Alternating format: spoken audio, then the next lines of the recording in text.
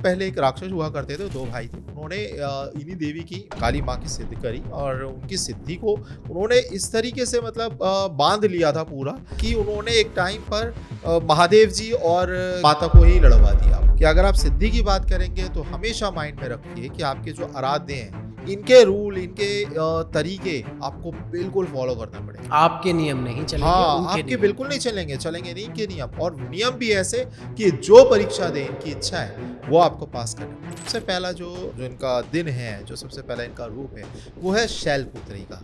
ठीक है, ये जो पर्वतराज जो है हिमालय, है ना, इनकी पुत्री के रूप में है। पलंग पे सोना, एक्चुअली ऐसा माना गया जाता है कि आप पलंग पर अगर सोते हो तो आप जो आत्माओं के संपर्क में आते हो।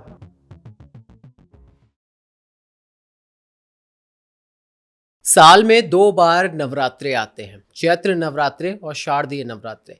चैत्र नवरात्रे होली के आसपास पड़ते हैं और शारदीय नवरात्रे दिवाली से पहले आते हैं।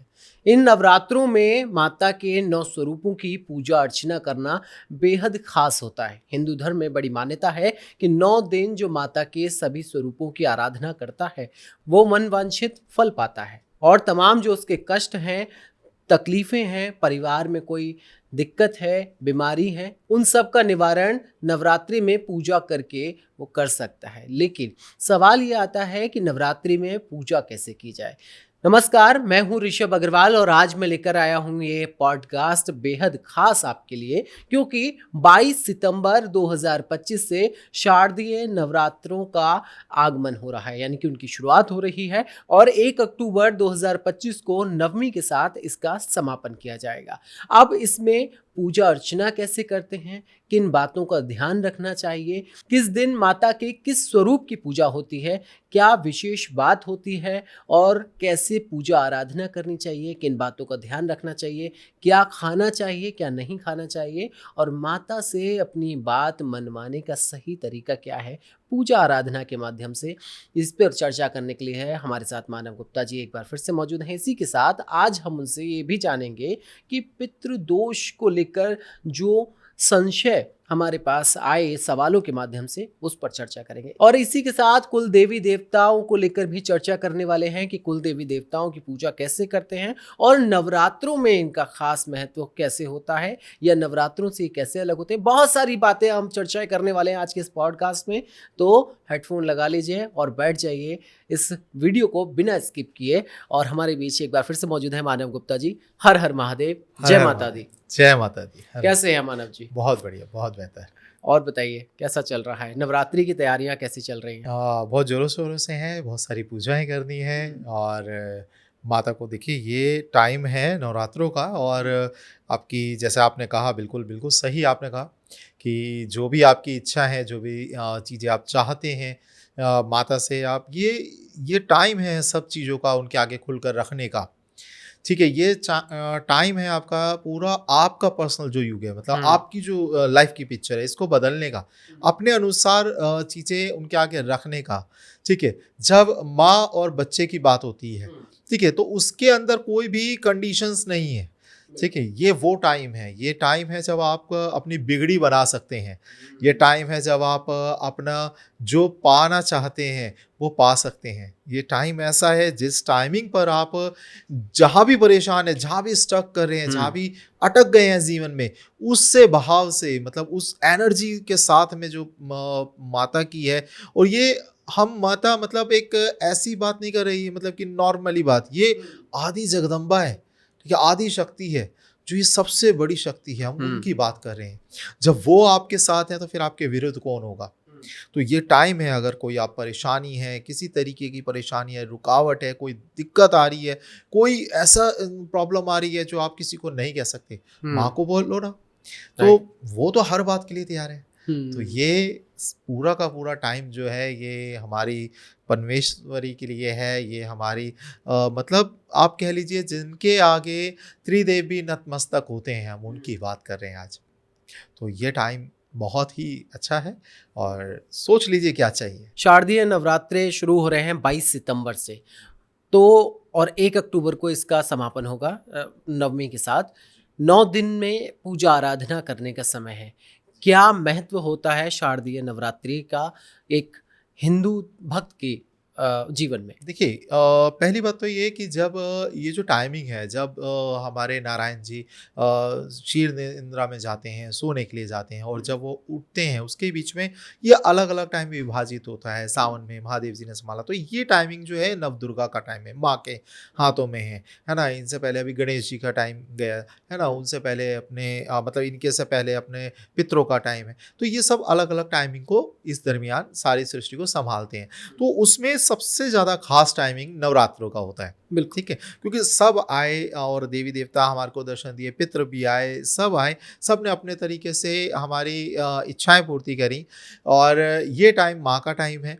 तो देखो वो तो सोचती नहीं है उस हिसाब से, लेकिन कुछ चीज़ें बहुत ध्यान रखने वाली भी हैं, क्योंकि जब कान पकड़ने वाली भी माँ ही होती है सबसे पहले, है ना? बिल्कुल, बिल्कुल। लाइन पे लाने के लिए भी माँ ही होती है सबसे बिल्कुल, पहले। ज़ाहिर-सी तो बात। इस टाइम पर बहुत सारी चीज़ों का ध्यान भी रखना पड़ेगा, ठीक है? अगर आपको पहले समझना पड़ेगा जैसे मैंने पहले भी कहा कि सिद्धि और भक्ति के अंदर अंतर, ठीक है? आप उन्हें माँग रहे हो या उन्हें मजबूर कर रहे हो, ठीक है? ये सब चीज़ अब लोग बाग इसे मिक्स कर देते हैं भक्ति और सिद्धि को, तो वो मिक्स नहीं कर सकते हो आप, ठीक है? आप भक्ति मतलब आप उनके माँ के प्रति आप समर्पित हो रहे हो, है ना? आप उनसे माँ का भाव रख के माँग रहे हो, हुँ, वो देने वाली है, वो देंगी, है ना? हुँ, और या आप अब उन्हें मजबूर कर रहे हो मंत्र सिद्धि, तंत्र सिद्धि से, तो ये हुँ, दोनों अलग है। हालाँकि इस टाइमिंग में वो माँ है, प्रसन्न है, आप उनसे माँग सकते हो, सिद्धियाँ भी बहुत अच्छा इस टाइम पे फलित होती हैं और बहुत जल्दी उनकी पूर्ति आप कर सकते हो चीज़ों की। लेकिन फिर भी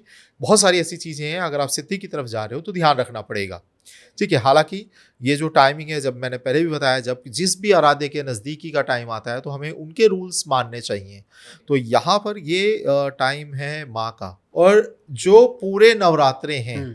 इसमें मतलब एक स्त्री का पूरा रूप दिखाया गया है, ठीक है? एक-एक की मान्यता राइट, है राइट। ना? एक-एक 9 स्वरूपों की पूजा हाँ, होती है। 9 स्वरूपों की उसमें एक पूरा जीवन दिखाया गया है। जैसे स्टार्टिंग आप अगर करते हैं अगर हम हुँ। उनके बारे में हाँ, हाँ, बिल्कुल, मैं आऊँगा व मैं आपसे पूरी चीज़ें जानना चाहूँगा, लेकिन सबसे पहले जैसे अभी आपने ज़िक्र किया भक्ति और साधना, तो ये दोनों चीज़ों का डिफरेंशिएट आप ज मैं चाहूँगा कि आप ज़रा जो हमारे दर्शक देख रहे हैं, उनको ज़रा समझाइए कि दोनों कैसे अलग हैं? ओके, तो देखिए जैसे मैंने बताया कोई भी चीज़ को कोई भी आराध्य हो, ठीक है? अभी फ़िलहाल हम माँ की बात कर रहे हैं, तो हम भक्ति के अंदर जो भी हमारे आराध्य हैं, जो भी हुँ। हमारी माँ है, जो भी आप माँ का स्वरूप में आप पूजा कर रहे हैं, ठीक है?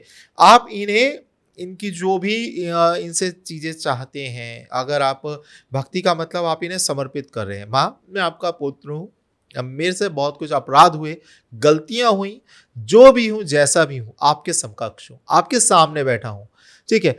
मेरी गलतियों को प्लीज़ माफ़ करें और मुझे आगे का रास्ता भी दिखाएँ, हुँ। मुझे चलवाएँ भी और मेरे ये परेशानियाँ, ये दुखड़े हैं मैं बहुत मेहनत कर लिया, बहुत मैं तंग हो गया, बहुत कोशिशें कर ली हैं, समझ में नहीं आ रहा अब क्या करूँ?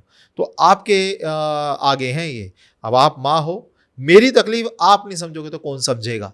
हुँ। ठीक है? आपके आगे। तो ये एक भक्ति आप पूरा निर्भर हैं। आप जो दोगी वो मैं रख लूँगा, ये कहना एक भक्ति भाव दिखाता है, ठीक है? और यही अगर हम दूसरा देखें सिद्ध भाव, ठीक है? जिसे सिद्धि आप बोलते हैं, तो आपका मैंने मंत्र ले लिया, अब इस मंत्र को मैं सिद्ध करूँगा। अब मंत्र को सिद्ध क्यों करा जा रहा है? उस देवी को आप अपने अनुसार आप चीज़ें प्राप्त करने के लिए। हुँ। यानी कि सिद्धि से आप उस आराध्य को बाँधना चाहते हैं, ठीक है? कि मैं जो बोलूँगा वो आप करोगे। ओके। ठीक है ना? जैसा मैं कहूँगा आप वैसा करोगे, ठीक है? और हमारे मतलब इसका एक उदाहरण एक पहले एक राक्षस हुआ करते थे, 2 भाई थे। उन्होंने इन्हीं देवी की माँ की, काली माँ की सिद्ध करी और उनकी सिद्धि को उन्होंने इस तरीके से मतलब बाँध लिया था पूरा और कि उन्होंने एक टाइम पर महादेव जी और क्या नाम है माता को ही लड़वा दिया आपस में, ओके।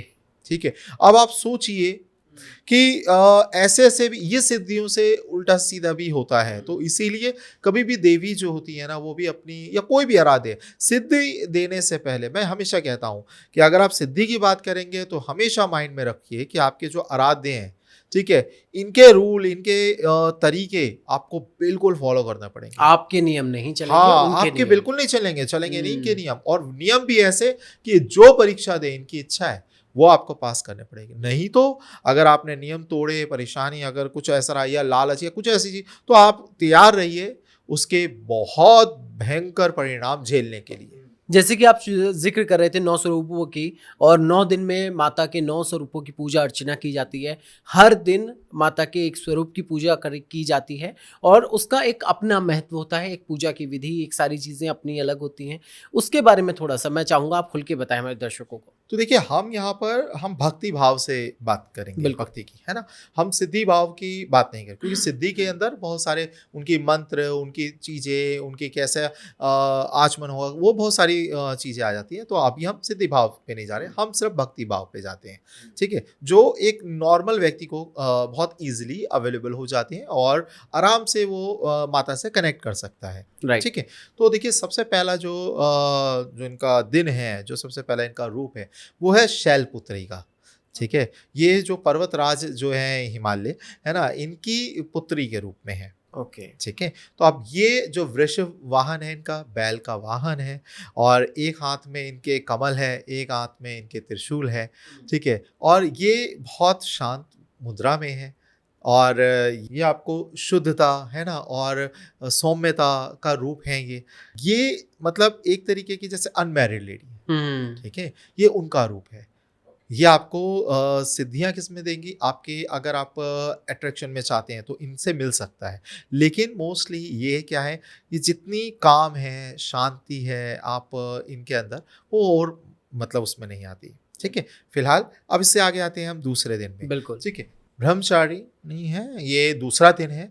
ये अपने आप में सिद्धि को दिखाती हैं। ये ब्रह्मचर्य का पालन करती हैं, ब्रह्मचारिणी तभी नाम है इनका, और इनका कोई वाहन नहीं है, ये पैदल पथ यात्रा कर रही हैं, ठीक है? मतलब एक पूरा आप ये कह लीजिए कि एक सिद्धि के पथ पर जब चलता है इंसान, ब्रह्मचर्य का पालन करता है, वो दिखा रही हैं, ठीक है? एक हाथ में माला है, एक हाथ में कमंडल है, ठीक है? तो ये इनका पूरा जो स्वरूप है। अब हम बात करते हैं तीसरे स्वरूप की। तीसरा स्वरूप है चंद्रघंटा माँ का, ओके। ठीक है? अब इनके माथे पर चंद्र जो है वो विराजमान है, ठीक है? इनके 10 हाथों में 10 हाथ हैं, अस्त्र-शस्त्र हैं उसके अंदर, ठीक है? और ये पूरा मतलब ये युद्ध कौशल में निपुण आप कह सकते हैं, रक्षा करने के लिए तत्पर हैं, ठीक है? तो इनका ये चंद्रघंटा का रूप है। अब जो चौथे रूप की अगर बात करें तो ये है कुष्मांडा, ठीक है? अब ये इनकी सवारी है, सिंह पर विराजमान है, इनके हाथों में अस्त्र-शस्त्र है, और ये ब्रह्मांड की उत्पत्ति को दर्शाती हैं। इनके हाथ में एक हाथ में कलश भी है, जिसमें अमृत है। अमृत से ये उत्पत्ति दिखाती हैं। ये आपको मतलब सृजन की देवी कह लीजिए इन्हें, जिनसे पूरे ब्रह्मांड की उत्पत्ति हो रही है। तो ये एक तरीके की, अब हम उस अवस्था में जा रहे हैं जहाँ पर एक ब्रह्मांड की उत्पत्ति करती है एक स्त्री। ये उनका रूप इसमें दर्शा रहे हैं। तो पांचवा रूप है स्कंद माता का।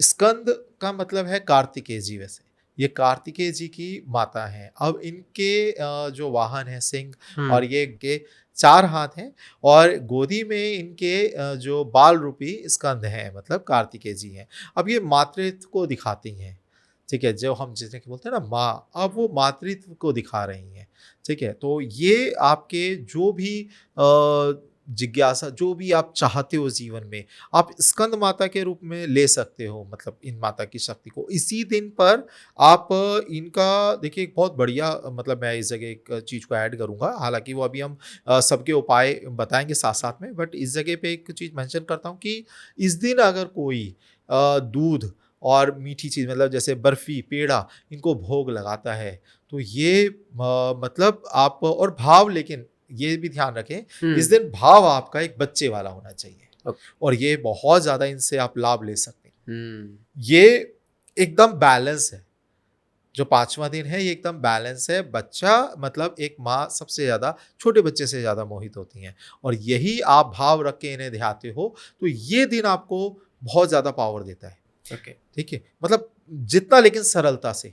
अभी हम जितना डिफ़िकल्ट, अभी हम दूसरे वे में जाएँगे कि अगर जैसे सिद्धियाँ लेनी तो उनके लिए अलग आगे आएँगे। अब हम उनकी भी बात करते हैं। तो छठा है कात्यायनी जी का, तो कात्यायन जो ऋषि थे उनकी ये पुत्री हैं और वाहन इनका सिंह है।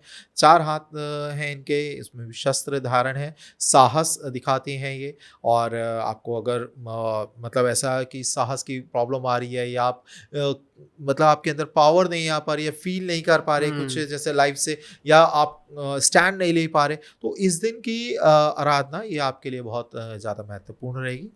तो 7वां दिन है कालरात्रि।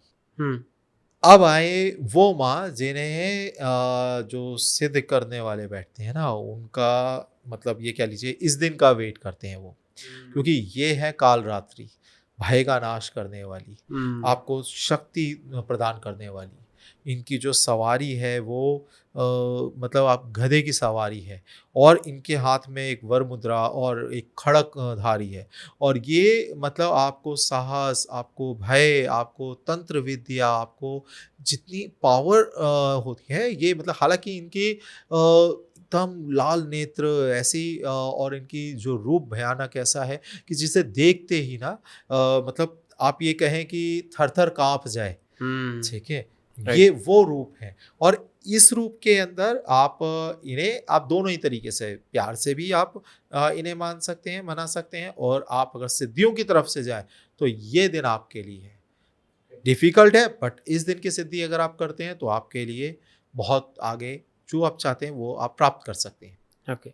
इस दिन आप चाहें तो भूत, प्रेत, बाधा जो भी है, उसका निवारण, उसका नाश कर सकते हैं। अब हम आएँगे अगली देवी पर, 8वीं देवी पर। 8वीं देवी हमारी है महागौरी।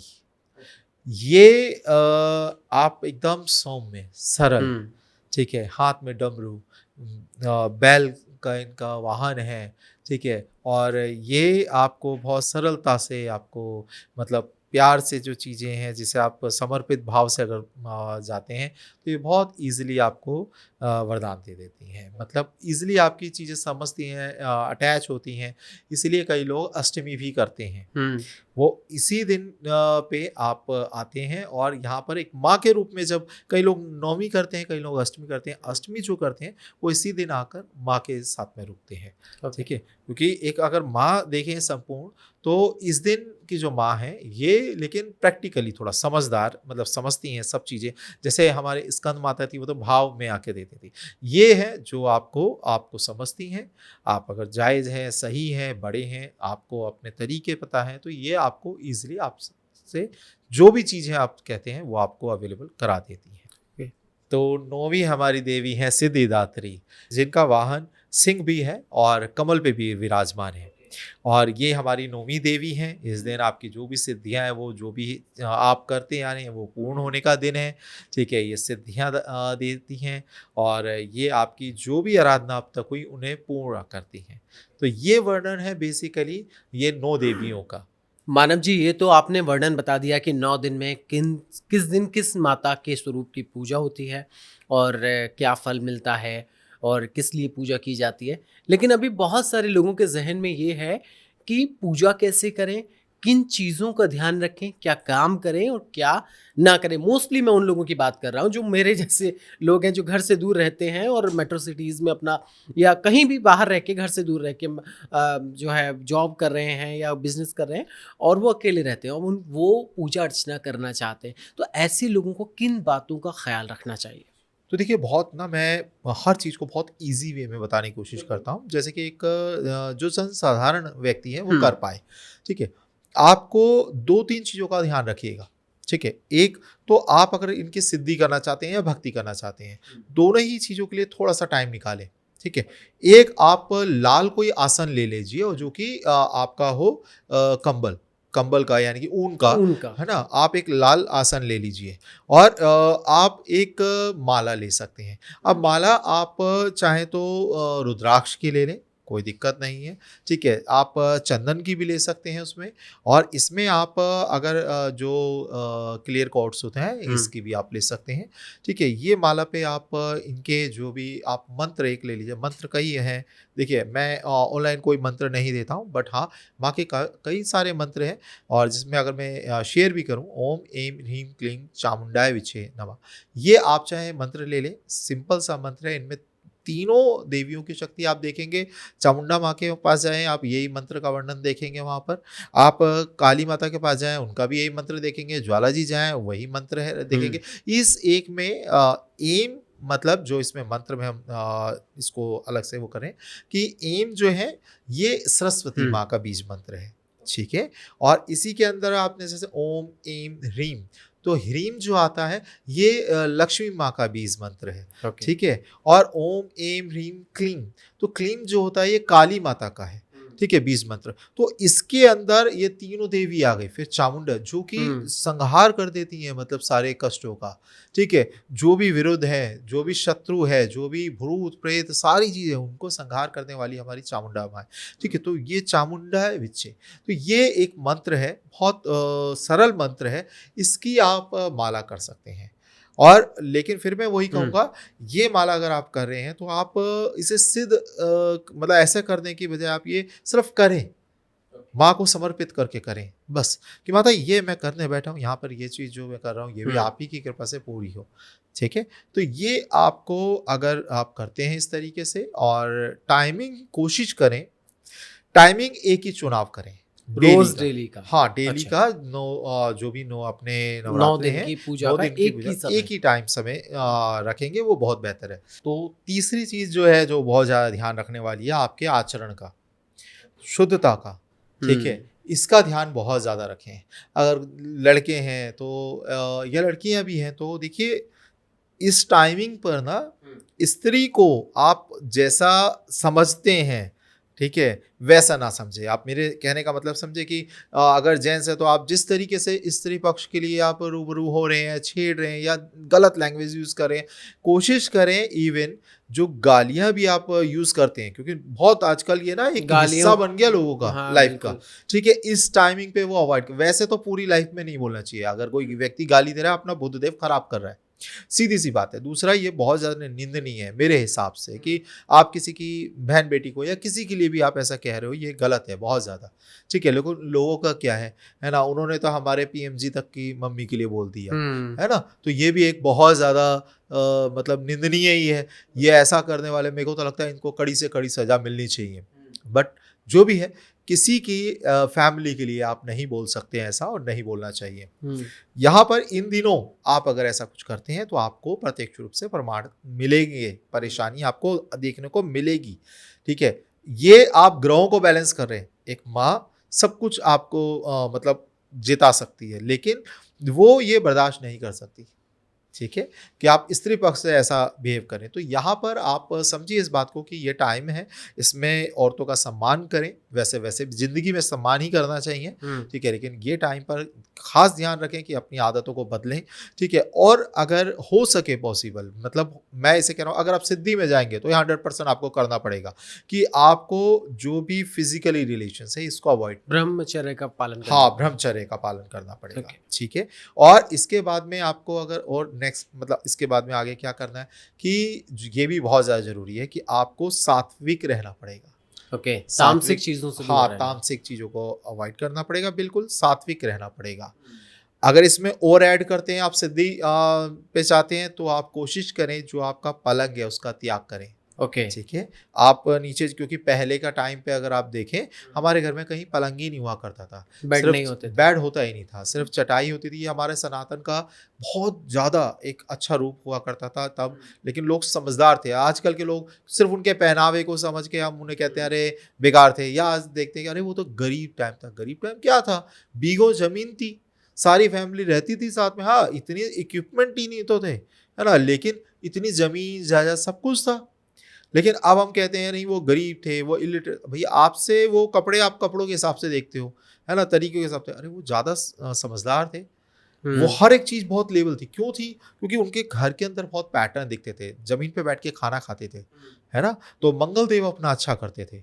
जहाँ किचन होती थी उसी के वहाँ पे खाना खाते थे। वो मंगल देव अच्छा करते थे, किचन के नीचे स्टोरेज नहीं हुआ करती थी, अलग से भंडार होते थे, ठीक है? हुँ, आप बहुत सारे अपने इससे आपको दरिद्रता आती है, किचन के नीचे आजकल तो हर किसी के किचन के नीचे स्टोरेज है, ठीक है? घर के अंदर आपके वॉशरूम बना रखा है, ठीक है? हुँ, तो ये एक बहुत ज़्यादा राहु देव को आपने घर में बिठा लिया है, ठीक है? ये बहुत सारी चीज़ें आज ऐड हो गई, तो ऐसे ही पलंग जो हुआ करता था, ये आज मैं आपको एक और चीज़ बताता हूँ, पलंग पे सोना एक्चुअली ऐसा माना गया जाता है कि आप पलंग पर अगर सोते हो तो आप जो आत्माओं के संपर्क में आते हो। ओके। आत्माओं से, पितरों से, आत्माओं से रूबरू बहुत जल्दी हो जाते हो, इसलिए पितरों की पूजा में भी जब भी पलंग से आप उतरोगे तो या पहले भी कोई पूजा होती थी, आप नहाया जाता था। सोने के बाद में उठने के बाद में जैसे सोए आप, सोने के बाद आप जब उठे हो तो नहा कर आप घर में मतलब बैठोगे आराम से सब चीज़ करोगे। तो उसका रीज़न ये है पलंग, और आजकल तो पलंग है ही है घर में। इवन वो एज़ इट इज़ पड़ा रहता है, सिलवटें या जैसे उठे ऐसे ही छोड़ दिया, ये पहले नहीं होता था। पहले उसे उठाया जाता था, और ये एक तरीका। तो अगर आप इस टाइमिंग पे नवरात्रों में आप पलंग को त्याग सकते हो तो बहुत बेस्ट है। हुँ, क्योंकि आप दोपहर में कई लोग सोते हैं, ये भी अच्छा है, फिर दोपहर में सो गए, फिर रात को आप बिना नहाए धोए पूजा करो। तो ये एक आप अगर इसे छोड़ दें तो बहुत अच्छा रहेगा अगर आप सिद्धि की तरफ जा रहे हो।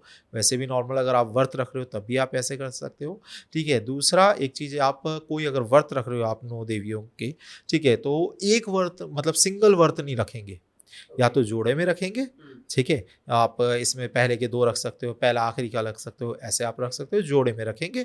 और आप सिंगल नहीं रखेंगे, या आप 9 के 9 रख लेंगे, ठीक है, अष्टमी तक हुँ, या नौवीं तक जो भी आपका जैसे भी कल्चर है वैसे आप कर सकते हैं। तो इस तरीके से आप पूजा कर सकते हैं। नौवीं के दिन बहुत जब आप कंजकें, हुँ, ये कई लोगों में कंजकें नहीं करते हैं। कंजकें मतलब छोटी-छोटी कन्या को जब हम बुलाते हैं और नवदुर्गा के स्वरूप में, तो उस टाइम पे हम मतलब कुछ चीज़ें ध्यान रखने वाली होती हैं। एक तो आप एक लड़के को या 2 लड़कों को ज़रूर बुलाएँ, ओके। ठीक है? हाँ, जिन्हें लांगूर बोला जाता है। 1 लड़के या 2 लड़कों को ज़रूर बुलाएँ, ये कंपल्सरी है। दूसरा, आप उन्हें जब बिठाएँ, बैठने के लिए आप कई लोग उन्हें कहीं पे भी बिठा देते हैं, पलंग पे बिठाते हैं, नहीं, उन्हें आसन प्रॉपर मतलब नीचे दीजिए। ज़मीन हाँ, से। ज़मीन पर मतलब ज़मीन पे आप कुछ बिछाएँ, हुँ, ठीक है? उस टाइम पे अब इतने सारे आसन नहीं है तो आप चादर बिछा सकते हैं। आप वहाँ बिछाएँ, उन्हें खिलाएँ। वो आप ऐसा नहीं सिर्फ़ आपने दे दिया और आप जाओ, ऐसा नहीं। आप उन्हें बिठाएँ, उन्हें वहाँ पर आए हैं आपका, आप उन्हें खिलाएँ, वो उन्हें बोलो कि प्लीज़ आप कुछ खाएँ इसमें से, हुँ, ठीक है? और कोशिश करो आप कि जो उनकी थाली है, उसे रिफ़िल करो, मतलब उसमें जैसे उन्होंने हुँ, कुछ खाया, उसे वापस उतना करो। ठीक है, उन्हें उतना मत छोड़ो कि उन्होंने खा लिया, मतलब 1 पूड़ी चलो उन्होंने खा भी लिया, आपने 2 रखी या 4 रखी, उन्होंने 1 खा ली। ऐसा नहीं कि ओके चलो बाय, टाटा, ये बात नहीं, उसको वापस आपको उतना करना है। ओके। क्योंकि ये आप ये खुद माँग रहे हो उनसे इनडायरेक्ट में कि जो मैंने खर्च कर दिया, अब आपको रिफ़िल माता आपको करना है। ओके। ठीक है? तो यहाँ पे साइलेंटली बहुत सारी चीज़ें घटित हो रही हैं। लेकिन आजकल तो ट्रेंड ही अलग हो गया है, वो तो मंदिर जाते हैं और दोनी में 9 दूनियाँ या 11 दूनियाँ जो भी बना के और वहाँ पे दे दिया, बस इतना करते हैं, वो तो घर पे भी नहीं बुलाते देखिए, हैं आजकल। यही प्रॉब्लम है आजकल का जो टाइमिंग है, ठीक है? कि घर पे नहीं बुलाते। अब देखिए इसके पीछे कई लोगों के अपने-अपने वो हैं कि अपने-अपने बातें रखते हैं आगे कि भई जो घर पे आती हैं उनका इतना इकट्ठा हो जाता है लड़कियों का कि वो खुद नहीं खा पाती, फिकता है ये वो। हर एक चीज़ के अपने-अपने महत्व हैं। मैं किसी को भी ये नहीं करूँगा कि क्रिटिसाइज़ करूँ या किसी को अप एंड डाउन बोलूँ, नहीं। अपने-अपने महत्व हैं, लेकिन असल में बुलाना घर पे ही चाहिए। ओके। देवी को आपके घर पे पूजा हुई है ना, देवी को आप अपने घर के अंदर बुलाएँगे। आशीर्वाद सिर्फ़ आपको नहीं मिल रहा, उनके पैर जब आपके घर में पड़ रहे हैं। क्या कौन-सा ग्रह है जो सबसे ज़्यादा ऐसा हो रहा है पता है? बुध देव। सबसे ज़्यादा देखिए, कई आप लाल किताब में देखेंगे ना, सबसे बड़ा सबको से बड़ा माना गया बुध, ठीक है? आपके एक कहावत है, विनाश काले विपरीत बुद्धि। जब राइट। बुरा वक़्त आता है तो सबसे पहले स्टार्ट क्या होता है? बुद्धि से स्टार्ट होता है। बाकी सब इंसान खुद बेड़ा गर्क कर लेता है। तो बुध मतलब वो आपकी बुद्धि है, और जितनी जो छोटी कन्या है, बहन, बेटी और बुआ, ये बुध का रूप है। इसको ही आप ध्या रहे हो, इन्हीं को बुला रहे हो। ये सबसे पहले बैलेंस करना बहुत ज़्यादा ज़रूरी है। तो आप अगर इन्हें बुला रहे हो, इन्हें आप चीज़ें दे रहे हो, उपहार दे रहे हो, इन्हें आप मीठी चीज़ें खिला रहे हो, है ना? इन्हें आप जो इनके भोग दे रहे हो, तो ये सबसे पहले इन्हीं को खुश कर रहे हो। और अब आज के ट्रेंड में आपको काम है ना? आपको जल्दी ऑफ़िस जाना है, किसी को कुछ करना है, भाई साहब थोड़ा सब्र करो ना, थोड़ा-सा ज़िंदगी है, काम हो जाएगा, राइट। है ना? थोड़ा-सा अपने कल्चर को मत भूलो, उन्हें घर बुलाओ, आराम से टाइम दो। हाफ डे ले लो, थोड़ा-सा ये चीज़ें पूरी कर लो। आप अपने कई ग्रह ठीक करोगे। जब वो घर से जाती हैं आशीर्वाद देकर आपको, आपके घर का दरिद्र, आपके घर के शनिचर जो है शनि, उनको दूर करती हैं। आपकी जितनी नेगेटिविटी है उनको दूर करती हैं। आप जो आशीर्वाद ले रहे हो उनका, ठीक है? ये क्या है, आपके घर की जितनी नेगेटिविटी है इसको सब वो ख़त्म कर रही हैं। आपके कितने ही ग्रह इससे बैलेंस हो रहे हैं। बिल्कुल। ठीक है? तो ये एक तरीका अपनाइए, घर हुँ, बुलाइए, उन्हें यहाँ बिठाएँ, खिलाएँ और उसके बाद में विदा करें। ठीक है? अब उन्हें उपहार दें। उपहार स्वरूप भी आपने जब माता की पूजा करते हैं, हुँ, डे 1 से उनका श्रृंगार ज़रूर रखें। अब इस जगह हम एक चीज़ को और ऐड करेंगे, बिल्कुल। ठीक है? बेसिक मेन हमने चीज़ों को ऐड करा। एक माता का देखिए वैसे तो इसमें बहुत सारी चीज़ें हैं, ठीक है? नारियल कैसे रखना है, चुन्नी कैसे रखनी है, चीज़ें कैसी हैं, नारियल का मुख किधर होने चाहिए, है ना? तो ये बहुत सारी चीज़ें हैं, लेकिन हम बेसिक मेन चीज़ों को रखते हैं कि पहली बात तो नारियल का मुख आपकी तरफ होना चाहिए, ठीक है? ना ऊपर की तरफ, ना इधर-उधर कहीं नहीं, आपकी तरफ। जिधर आप बैठोगे, पूजा करोगे, नारियल का मुख आपकी तरफ होगा। दूसरा यहाँ पर जो श्रृंगार का सामान है ना उनका, ये प्लीज़ वो वाला ना लें जो पैकिंग में आता है। हुँ, ठीक है? सबसे ज़्यादा बेकार चीज़ है वो। मतलब आप एक देवी को चढ़ा रहे हो उसके बाद में वो सुहाग टिपारी बोलते हैं शायद हाँ, जहाँ मैं मतलब जहाँ तक उसको मैं व्यर्थ बिल्कुल कर रहे हो आप, बेकार हुँ, की चीज़ जैसे वो बना देते हैं ₹10 ₹15 के ₹20 का हुँ, बेच रहे हैं, वो मत लो। इससे बढ़िया तो आप ना ही करो यार, फ़ॉर्मेलिटी क्यों करना? अगर कर रहे हो तो प्लीज़ आप वो जो खुद यूज़ करते हो हुँ, ऐसी चीज़ें रखो, काजल रखो जो आप खुद यूज़ करते हो, ठीक है? जो चीज़ें आप रखते हो परफ्यूम रखो, छोटा रखो लेकिन वो रखो जो आप खुद यूज़ करते हो, इत्र रखो, वो रखो जो खुद यूज़ करते हो, ठीक है? हर वो चीज़ आप माता को देना चाह रहे हो ना आप अपने, ठीक है? आप उनसे सब कुछ माँगोगे, आप अपने लिए अच्छे-अच्छे चीज़ें यूज़ करो और उनको देने के टाइम पे आप चलो ये चल जाएगा, चलाना क्यों चलाना है? अगर चलाना ही तो मतलब फिर तो बात ही फिर करना ही क्यों क्यों है? करना है आपको? राइट। तो आप जो कर रहे हो, मैं ये नहीं कह रहा हूँ ज़्यादा करो, ये करो, वो करो, नहीं। आप श्रृंगार चाहे 5 रख लो, चाहे 7 रख लो, चाहे 9 रख लो, ठीक है? चाहे 3 रख लो, लेकिन वो रख लो भाई जो आप खुद यूज़ करते हो। बिल्कुल देखिए कोई भी चीज़ों में आडंबर में मत जाओ, आप सरलता में जाओ। आप आराध्य मान रहे हो, आप उन्हें वो ऐसा मत समझो कि फिर अरे कौन लेगा? या अरे कई ऐसे कहते हैं दान के कपड़े, अरे वो फिर ऐसे ही पंडित जी ने पहनने हो, अरे तो ठीक है ना, अच्छा दो जो देना है, नहीं तो मत दो। सीधी-सी बात है। वो व्यक्ति जो पहने भी, हुँ, उसको लगे भी, ठीक है? तो ऐसा ही आज वो जो आपका सामान है, अब वो इन्हीं कन्याओं के अंदर बाँट दो, ठीक है? जो भी आपने श्रृंगार का रखा, वो इनके अंदर बाँट दो। तो इस तरीके से आप इनकी पूजा कर सकते हैं और हालाँकि अभी हमने बहुत ज़्यादा संक्षिप्त में लिया है ये, तो बहुत ज़्यादा अगर इसमें बहुत और ज़्यादा मतलब इनकी डिटेल है, डीप है, साधना के तरीके हैं, कैसे क्या एक-एक चीज़ का बहुत महत्व है, तो सब चीज़ें बहुत ज़्यादा है। सो मानव जी जैसे आपने बताया सारी चीज़ें कि किस तरह से पूजा करनी चाहिए, क्या करना चाहिए। एक सवाल और मेरे ज़हन में आता है कि कुल देवी-देवताओं के विषय में पहले भी हम कई पॉडकास्ट में बात कर चुके हैं। कुल देवी-देवताओं की पूजा जो पूजा अर्चना होती है और नवरात्रि की पूजा अर्चना, क्या ये अलग है या एक ही पूजा होती है? और कुल देवी-देवताओं के लिए नवरात्रि के दौरान क्या कर सकते हैं हम? ओके, तो देखिए मतलब आपका कहने का मतलब ये है कि कुल देवी-देवता और ये देवी-देवता जो हुँ, है, क्या सेम है या अलग-अलग हाँ, बिल्कुल। है ना? ऐसा कुछ। तो देखिए कुल देवी-देवता हालाँकि इन्हीं जो हमारी नवदुर्गा हैं ये मेन रूप हो गया। जैसे हमने पहले भी बात करी कि इनके बाद में 8 मातृकाएँ होती हैं, 10 महाविद्या होती हैं, 64 योगिनियाँ होती हैं। ऐसे ही कुल देवी-देवता उन्हीं का एक पार्ट होते हैं, ठीक है? इन्हीं के स्वरूप हैं लेकिन कुल देवी-देवता पर्सनली आपके कुल की एक देवी होती है, जो आपके क्षेत्र की देवी-देवता होते हैं, उनसे आपके समाज जो आपके पहले ये एक एंसेस्टर से चली आ रही प्रथा होती है। आप कैसे उनकी पूजा करते हैं, आपके पूर्वज कैसे अब जैसे इस टाइम पे हमने कहा नॉन-वेज नहीं चढ़ता बट ज़रूरी नहीं है आपके कुल देवी-देवताओं में ना हुँ, चढ़ता हो। हो सकता है कुल देवी-देवताओं को आपके बलि चढ़ती हो, हुँ, ठीक है? तो वो थोड़ा-सा इनसे अलग हो जाता है कॉन्सेप्ट, ठीक है? वो क्या करती हैं? वो आपकी रक्षाएँ करती हैं। वो कोई भी एनर्जी को अब हुँ, ये तो हो गया यूनिवर्सल मतलब हम ये जो देवी-देवता हैं ये तो मेन पावर हो गई जिन्हें आप पूज रहे हैं, है ना? वो जो है उन्होंने नियुक्त करी गई हैं आपकी, उन्हीं का रूप है, एक नियुक्त करा गया आपके लिए डेडिकेटेड पर्सनल, वो आपकी कुल देवी देवता होते हैं। आपके जैसे पितृदेव हैं बाहर दूसरी दुनिया से, या ये जो देवी देवता हैं ये दूसरी दुनिया से वो एनर्जी फ्लो कर रहे हैं, वहाँ तक ला रहे हैं आपके घर। वो आपके बाकी यूज़ कैसे करना है, आपके लिए कैसे करना है, आपको क्या कहाँ पे क्या चीज़ चाहिए, ये सारा कुल देवी देवता करते हैं। तो इस टाइम पे आप कहेंगे कि देखिए दोनों में कनेक्शन तो है ना? उन्हीं का रूप है, लेकिन पैटर्न बिल्कुल अलग है। पूजा करने का या जो भी हाँ, पूजा पूजा की करने विधि का, है। उनको ध्याने का, उनको मनाने का, सारे वो पैटर्न अलग-अलग हो हुँ। सकते हैं, ठीक है? तो ये इस तरीके से आपस में लिंक भी करते हैं और विपरीत भी है। अच्छा, कुल देवी देवताओं की यदि नवरात्रि में पूजा करनी हो, जैसे कि आपने बताया कि यहाँ का पैटर्न अलग होता है, वहाँ का अलग होता है, तो कैसे कर सकते हैं? ये देखिए, आप कुल देवी देवता को आप बिल्कुल मना सकते हैं, पूजा कर सकते हैं, और नवरात्रि में इसमें कुछ विशेष नवरात्रों किया जा में सकता है? आप देखिए जो आप भोग जैसे कि इन्हें दे रहे हैं अपने, ठीक है, नवदुर्गा को, ऐसे ही आप उन्हें भी भोग लगाएँ। हुँ। आप को इसमें कोई बिल्कुल ऐसा नहीं है अंतर है, ठीक है?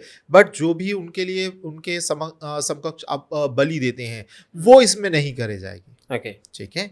आप मतलब उसको थोड़ा अवॉइड करे जाए। अब जैसे पैटर्न थोड़ा-सा अलग किसका होता है, आप पितरों का थोड़ा-सा पैटर्न अलग हो गया, कि पितरों के टाइम पे जो टाइम होता है पितरों का, इस टाइमिंग पर आप डायरेक्टली आप कुल देवी-देवता को या आप मनाएँगे नहीं। पहले पितरों के निमित्त पूजा होगी, होगी उन्हीं की चाहे, ठीक है? आप देवी-देवताओं को मना रहे हैं, आप नारायण जी को मना रहे हैं, लेकिन जो भी उसका भाग मिलना है, ये आपके पितरों तक जाए। ठीक है? तो हम पितरों के निमित्त पूजा करते हैं पितृपक्ष के अंदर। ऐसे ही आप जब ये टाइम आता है माता का, है ना? और नवदुर्गा का, हुँ। तो इस टाइमिंग पर आप जो पूजा करते हैं वो उनके निमित्त है। और जो कुल देवी देवता ये आप ही के हैं। तो इनको आप भोग दे सकते हो, कोई दिक्कत नहीं है, लेकिन आप जैसा नॉन-वेज या कुछ अगर ऐसा चलता है तो वो थोड़ा अवॉइड करेंगे इस टाइम में। मानव जी, आपने बहुत सारी चर्चाएँ की हैं, हम नवरात्रि से शुरू हुए थे और बहुत सारे विषयों पे चर्चा हुई। एक विषय और आता है, जब आपने पितृ का और कुल देवी देवता का हमारा ज़िक्र हुआ है, तो उसमें दोष का ज़िक्र आता है, तो उसके बारे में थोड़ा-सा बताएँ? ओके, तो ये कुल दोष और पितृदोष के बारे में जो बात आप कह रहे हैं, तो देखिए जैसे ये दोष है ना, ऐसे बहुत सारे दोष होते हैं, ठीक है?